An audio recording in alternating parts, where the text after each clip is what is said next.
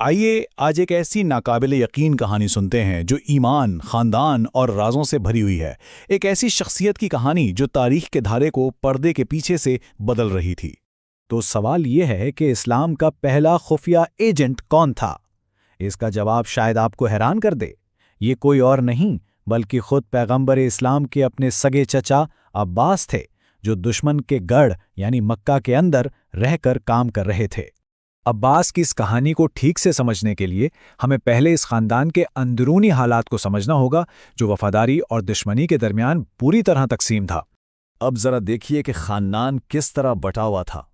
ایک طرف ابو لہب جیسا کھلا اور شدید دشمن تھا، تو دوسری طرف ابو طالب جیسے محافظ جو ہر مشکل میں ساتھ کھڑے رہے۔ ایک طرف حمزہ جیسے بہادر جنگجو تھے جنہوں نے شروع میں ہی اسلام قبول کر لیا، اور پھر تھے عباس، ایک دولت مند سمجھدار تاجر جو خاموش تماشائی بنے رہے۔ ایک معمہ، وہ دراصل ایک لمبی گیم کھیل رہے تھے۔ مکہ کے معاشرے میں اپنی حیثیت اور اثر و رسوخ کو قائم رکھتے ہوئے وہ پردے کے پیچھے سے اپنے بھتیجے کی مدد کرتے رہے۔ وہ جانتے تھے کہ ان کا یہ کردار آگے چل کر فیصلہ کن ثابت ہوگا۔ تو عباس کا پہلا بڑا قدم کوئی جنگی کارنامہ نہیں تھا، بلکہ ایک ایسی خفیہ سفارتکاری تھی جس نے تاریخ کا دھارا ہی موڑ دیا۔ ایک رات خفیہ میٹنگ میں جب مدینہ کے لوگ پیغمبر کو اپنے شہر لے جانے کی پیشکش کر رہے تھے، تو عباس نے ان سے یہ شرط رکھی۔ انہوں نے اس پورے معاہدے کو ممکن بنایا جس نے مسلمانوں کو مدینہ میں ایک محفوظ پناہگاہ دی، اور اس بات کو یقینی بنایا کہ ان کے بھتیجے کی حفاظت کی پوری ضمانت ہو۔ تو جب سارے مسلمان مدینہ ہجرت کر گئے، عباس کو ایک خاص مشن پر مکہ میں ہی رہنے کا حکم ملا۔ وہ اب مسلمانوں کے سب سے قیمتی انٹیلیجنس اثاثہ بن چکے تھے۔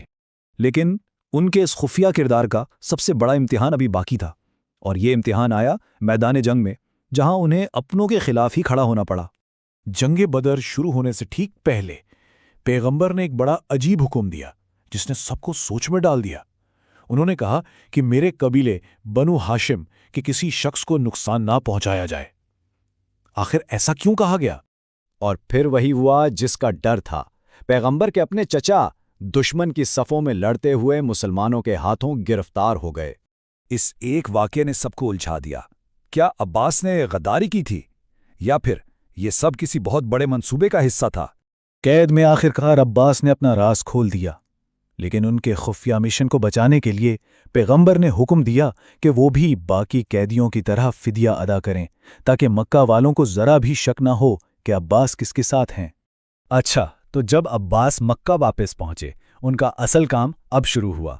ان کی بھیجی ہوئی معلومات جنگوں کا رخ بدلنے والی تھی۔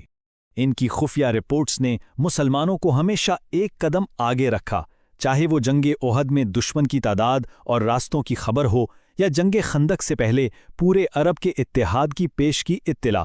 عباس کی معلومات نے مسلمانوں کو کئی یقینی شکستوں سے بچایا۔ اور پھر وہ وقت آیا جب مکہ فتح ہوا۔ عباس کا خفیہ مشن اب پورا ہو چکا تھا، اب انہیں چھپنے کی کوئی ضرورت نہیں تھی۔ وہ باہر نکلے، اپنے بھتیجے کی فوج میں شامل ہوئے اور ایک فاتح کے طور پر مکہ میں داخل ہوئے۔